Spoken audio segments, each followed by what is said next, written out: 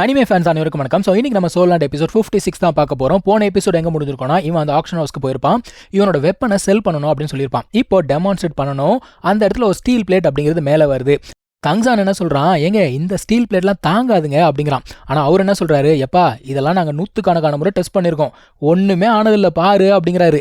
அதான் அவன் என்ன பண்ணுறான்னா, அவனோட வெப்பன் அப்படிங்கிறத எடுத்து ஷூட் பண்ண உடனே அது ஸ்ட்ரைட்டாக போய் என்ன பண்ணுது, அந்த ஒரு ஸ்டீல் பிளேட்டை ஓட்டை போட்டு அதுக்கு பின்னாடி கான்க்ரீட் இருக்குது, அதில் போயிட்டு சொருகுது. என்னடா இது வெப்பன் சொல்லிட்டு மனுஷன் அப்படியே கண்ணை விரிச்சு பார்க்குறான். ஸோ இவன் வந்து எப்பவும் போல் அந்த வெப்பனோட டீட்டெயில்ஸ் அப்படிங்கிறத கொடுக்குறான். அதில் வந்து பாய்சன் அப்படிங்கிறது இருக்கும், அந்த நீடில்ஸ் எல்லாமே எப்படி இருக்கும் அதெல்லாமே வந்து சொல்லிட்டு இருக்கான். இந்த மனுஷனுக்கு வந்து பார்த்தீங்கன்னா, இந்த மாதிரி ஒரு வெப்பனை நான் பார்த்ததே கிடையாது. ஸோ நான் வந்து பிட்டிங் அப்படிங்கிறதுல போடுறேன். ஸோ ஸ்டார்டிங் ப்ரைஸாக வந்து 1000 கோல்ட் காயின்ஸ் நம்ம வச்சுக்கலாமா அப்படின்னு சொல்லிட்டு கேட்குறான். சரிங்க ஒன்றும் பிரச்சனை இல்லை அப்படிங்கிறான். இப்போ இவனை வந்து பார்த்தீங்கன்னா அந்த ஆக்ஷன் ஹால் உள்ளே கூப்பிட்டு போகிறாங்க. கூப்பிட்டு போகிறதுக்கு முன்னாடி இவனுக்கு மாஸ்க் அப்படிங்கிறத கொடுக்குறாங்க. அவங்க என்ன சொல்கிறாங்கன்னா, இது வந்து உங்கள் சேஃப்டிக்காக, உங்களோட ஐடென்டிட்டி வெளியில் தெரியக்கூடாது அப்படிங்கிறதுக்காக போட்டுக்கோங்கன்னு சொல்லிட்டு உள்ளுக்குள்ளே கொண்டு போகிறாங்க. உள்ளே போன உடனே ஷாவு வந்து பார்த்தீங்கன்னா எல்லாம் பார்த்துக்கிட்டு இருக்கா. இப்போ என்னன்னா, அவள் எங்கன்னா நடந்து போகலாம் அப்படின்னு பார்க்கும்பொழுது ஒருத்தவங்க வந்து தடுத்துடுறாங்க. ஏன்னா இன்னொருத்தர் அங்கே போய்கிட்டு இருக்காரு, ஒரு பணக்காரர். அவங்களுக்கு வந்து வழி விடுறாங்க. ஷாவுக்கு கோவம் வந்துடுது. அப்போ அவள் என்ன பண்ணுறா, கோவமாக தங்சானை கூட்டிகிட்டு அங்கேருந்து போகிறா. அப்போ இன்னொருத்தர் என்ன சொல்கிறாரு, இல்லைம்மா அவங்க வந்து வேணுனே பண்ணல, அது அவங்களுடைய வழக்கம் தான், எல்லாருக்கிட்டையும் அவங்க ஒரே மாதிரி தான் நடந்துப்பாங்க அப்படின்றாரு. இல்லையே எனக்கு புரியலையே அப்படின்னு சொல்லிட்டு ஷாவு சொல்கிறா. இவங்க எல்லாம் யார் அப்படின்னு பார்த்தீங்கன்னா, இந்த ஒரு ஆக்ஷன் ஹவுஸ் இருக்கு இல்லையா, இவங்க எல்லாரையும் விலை கொடுத்து வாங்கி ட்ரைனிங் அப்படிங்கிறத கொடுத்து வச்சிருக்காங்க. இவங்களுக்கு இமோஷன்ஸ் அப்படிங்கிறது சுத்தமாக கிடையவே கிடையாது. இந்த இடத்துல என்ன தேவையோ அதை வந்து அவங்க பண்ணுவாங்க. அப்போது எமோஷன்ஸே கிடையாதுன்னா இதுனா லிட்டரலாக ஸ்லேவரி மாதிரி இருக்கே அப்படின்னு சொல்லிட்டு நம்ம தங்சான் சொல்கிறான். அப்போ அவர் என்ன சொல்கிறாருன்னா, ஆமாம் நீ சொல்கிறது கரெக்ட் தான், கிட்டத்தட்ட ஸ்லேவரி மாதிரி தான். ஆனால் இந்த ஆக்ஷன் ஹவுஸ் இருக்கு இல்லையா, அவங்களுக்குன்னு வந்து பார்த்தீங்கன்னா தனியாக ரூல்ஸ் வச்சுருக்காங்க. அதில் யாரும் பெருசாக தலையிடவும் மாட்டாங்க. ஸோ தங்சான் என்ன கேட்குறான்னா, அவங்களோட விலை எவ்வளோ இருக்கும் அப்படின்னு சொல்லிட்டு கேட்குறான். அதான் அவர் கேட்குறாரு, ஏன்ப்பா அவங்கள வாங்கி வெளியில் கொண்டு போய் ரிலீஸ் பண்ண போறியா அப்படின்னு சொல்லிட்டு கேட்குறாரு. அப்போது அவர் என்ன சொல்கிறாரு, நீ ரிலீஸ் பண்ணாலும் வேஸ்ட்டு தான். ஏன்னா அவங்களாம் வந்து கூண்டு பறவைகள் மாதிரி, அவங்களுக்கு வெளியில் போய் வேறு எந்த வேலையும் தெரியாது, அவங்களுக்கு சர்வைவல் ஸ்கில்ஸுமே கிடையாது. ஸோ அவங்களுக்கு வேற ஆப்ஷனே கிடையாது அப்படிங்கிறாரு. ஆக்சுவலாக இந்த மனுஷன் யார் அப்படின்னு பார்த்தீங்கன்னா, நம்ம ராங் இருக்கா இல்லையா, சீபா ஆம்பர், அவளுடைய அப்பா. இவர் தான் வந்து அந்த ட்ரைபோடைய சீஃப். இப்போ ஆக்ஷன் அப்படிங்கிறது ஆரம்பிக்க போது அந்த இடத்துல வந்து பார்த்தீங்கன்னா ஏதோ ஒரு வண்டி அப்படிங்கிறத தள்ளிட்டு வந்துட்டு இருக்காங்க. அந்த அனௌன்ஸ் பண்ணுறவன் என்ன சொல்கிறான், எப்பா எல்லாருமே நல்லா பார்த்துக்கோங்க, அதுவும் ஜென்ஸ் எல்லாம் நல்லா பாருங்க அப்படிங்கிறான். ஏன்டா அப்படின்னா, அதுக்குள்ளே வந்து யார் இருக்கிறது, ஒரு பொண்ணு ஒருத்தி இருக்கா. இது வந்து சாதாரண பொண்ணு கிடையாது. இவளுடைய மார்ஷல் சோல் வந்து பார்த்தீங்கன்னா மியூட்டேட் ஆகிடுச்சு. அதனால் இவ வந்து ஒரு கேட் லேடியாக மாறிட்டா.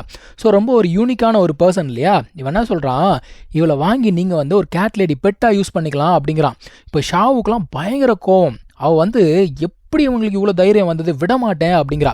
அதான் தங்சான் என்ன சொல்கிறான், இப்போ கேட் லேடி, நாளைக்கு லெப்பர்ட் லேடி, அதுக்கப்புறம் டைகர் லேடி, நீனா ஒவ்வொருத்தருக்கா போய் சண்டை போட்டுட்ருப்பியா, அமைதியாக இரு அப்படிங்கிறான். அதாவது தங்சானுக்கு வந்து இமோஷன்ஸ் அப்படிங்கிறது இல்லாமல் கிடையாது. இந்த இடத்துல இவங்க போய் பேசி என்ன பண்ண முடியும், இவங்களுக்கு இந்த இடத்துல பெருசாக பவர் கிடையாது. இப்போ பிட்டிங் அப்படிங்கிறது ஆரம்பிக்குது. எல்லாருமே வந்து பார்த்தீங்கன்னா வேற லெவலில் பிட்டிங் அப்படிங்கிறத பண்ணிட்டு இருக்காங்க. எப்படியாவது அந்த ஒரு கேட் லேடியை வாங்கிடணும் அப்படின்னு சொல்லிட்டு பார்க்குறாங்க. அந்த டைமில் இவங்களுமே வந்து பிட்டிங் அப்படிங்கிறத பண்ணுறாங்க. இப்போ அந்த இடத்துல வந்து பார்த்தீங்கன்னா அந்த பிரின்ஸோட அங்கிள் இருக்கான். யாருன்னா, இதுக்கு முன்னாடி இவங்க தியண்டோ அகாடமி போனப்போ அந்த பிரின்ஸ் வந்து பிரச்சனை பண்ணால, அந்த மனுஷன் இங்கே இருக்கான். அவன் வந்து கேட்குறான், எனக்கு எதிர்க்க யாரா அவன் பிட்டிங் பண்ணுறது அப்படிங்கிறப்போ இந்த சீஃப் வந்து நிற்கிறாருப்பா. நின்ன உடனே யாராலையும் ஒன்றுமே பண்ண முடியல. ஏன்னா இவருக்கு வந்து பார்த்தீங்கன்னா கிட்டத்தட்ட கிங்குக்கு எந்த அளவுக்கு பவர் இருக்கோ அந்த அளவுக்கு இந்த மனுஷனுக்கும் பவர் இருக்கு. ஸோ இந்த மனுஷன் வந்து நின்ன உடனே யாருமே வந்து பார்த்தீங்கன்னா பிட்டிங் அப்படிங்கிறத பண்ணவே இல்லை. ஸோ ப்ரைஸ் அப்படிங்கிறது இவங்களோட நின்றுடுது. ஸோ ஷாவு என்ன பண்ணுறான்னா, அந்த ஒரு கேட் லேடி கிட்ட ஏதோ ஒரு விஷயம் அப்படிங்கிறத சொல்கிறாப்பா. அது சொன்ன உடனே அந்த ஒரு லேடியுமே வந்து பார்த்தீங்கன்னா கொஞ்சம் ரிலாக்ஸ் ஆகிறா. அவள் என்ன சொல்கிறா அப்படிங்கிறத நமக்கு ரிவீல் பண்ணல. இப்போது அந்த ஆக்ஷனுடைய கடைசி ஐட்டம் அப்படிங்கிறத ஆக்ஷனுக்கு கொண்டு வராங்க. இன்னொரு பக்கம் அகாடமியில் என்ன நடந்துட்டு இருக்குன்னு பார்த்தீங்கன்னா, தாய்லாங்கோட அப்பா அவனுக்காக வந்திருக்காரு. அதாவது எல்கேஜி குழந்தை அடி வாங்கிடுச்சு, அப்பாவை கூட்டு வருதுன்ற மாதிரி அவங்க அப்பா கூட வந்திருக்காரு. இவனா சொல்கிறான், ஏப்பா என் மானத்தை வாங்குற, எங்களுக்குள்ள சண்டை நாங்கள் பார்த்துக்குறோம் அப்படிங்கிறான். அவர் என்ன சொல்கிறாரு, அது எப்படா அது, ஒருத்தவனை அடிச்சிருக்கான், அவன் நான் சும்மா விட மாட்டேன் அப்படிங்கிறாரு.